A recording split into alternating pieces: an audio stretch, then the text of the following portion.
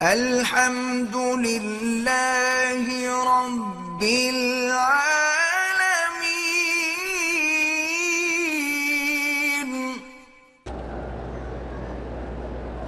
ایک ہی نشست میں عدالت کے ذریعے 3 طلاقیں لکھ کر بھیج دیں۔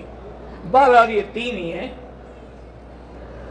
صرف بعض علماء ہیں بہت قلیل جو ایک وقت میں 3 کو 1 کہتے ہیں، مطلب تمام ائمہ 4 جو ہیں وہ 3 کو 3 کہتے ہیں کہ 3 طلاقیں 3 ہیں، ایک ہوتی ہے طلاق، 2 پھر طلاق ثلاثہ جو ہے یہ اس کے بعد پھر حلالے کے علاوہ وہ حلال ہی نہیں ہو سکتی۔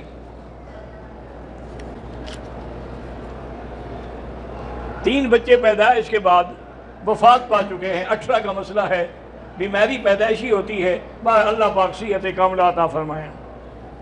اور پڑھنے کے لیے سب سے اس کا بہتر علاج جو ہے وہ یہی ہے کہ سورۃ یوسف پڑھ کے دعا کیا کریں۔ ڈیرہ اسماعیل خان میں میری چچی فوت ہو گئی، اللہ مغفرت فرمائے۔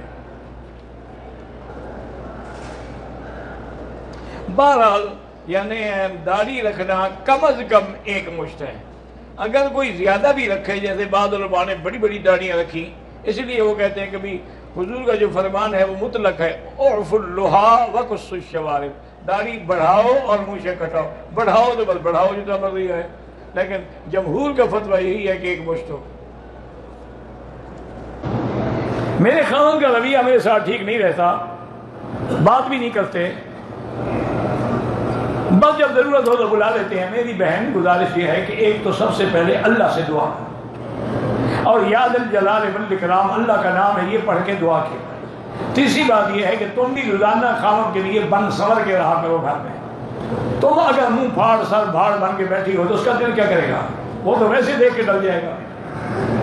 اگر آپ میں 3 4 دن اندر کی بنیادیں بھی نہ بدلی ہوں، بدبو کے بھبکے آ رہے ہوں تو کیا کرے گا؟ کچھ اپنی حالت پر بھی غور کرو۔ آپ یاد کریں، یہ مذاق نہیں ہوتی، دین ہے۔ ایک دفعہ حضرت ابن عباس کے پاس حضرت عبداللہ بن مسعود ایک مسئلہ پوچھنے کے لیے آئے عشاء کے بعد۔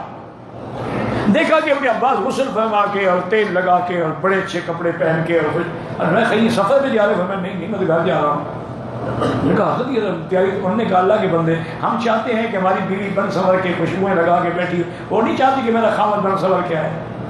میں نے بیوی کو ملنا ہو تو میں بھی تیار ہو کے جاتا۔ میں دبئی میں کام کرتا ہوں، جو بھی کام کرتا ہوں نقصان ہو جاتا ہے، حالانکہ میں نماز بھی پڑھتا ہوں۔ بھئی نفع نقصان میرے اللہ کے ہاتھ میں ہے، وہ چاہیں تو نفع دیں، وہ چاہیں تو نقصان۔ اللہ یبسط الرزق لمن یشاء ویقدر، اللہ چاہیں تو رزق کھول دے، چاہیں تو رزق کو گھٹا دیں۔ آپ پڑھتے رہیں اور اللہ سے مانگتے رہیں۔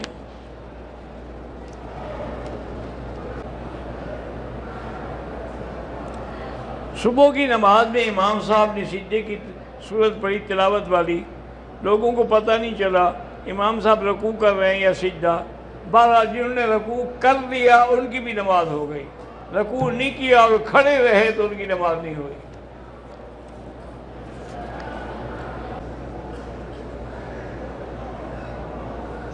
میری اہلیہ کے سر کی ایک وین میں شدید درد ہوتا ہے، اللہ ان کو شفائے کاملہ عطا فرمائے۔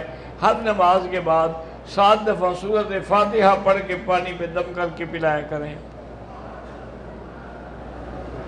بندے کو تقریباً 1 سال پہلے دل کی تکلیف ہوئی تھی، اللہ شفا دینے والے ہیں۔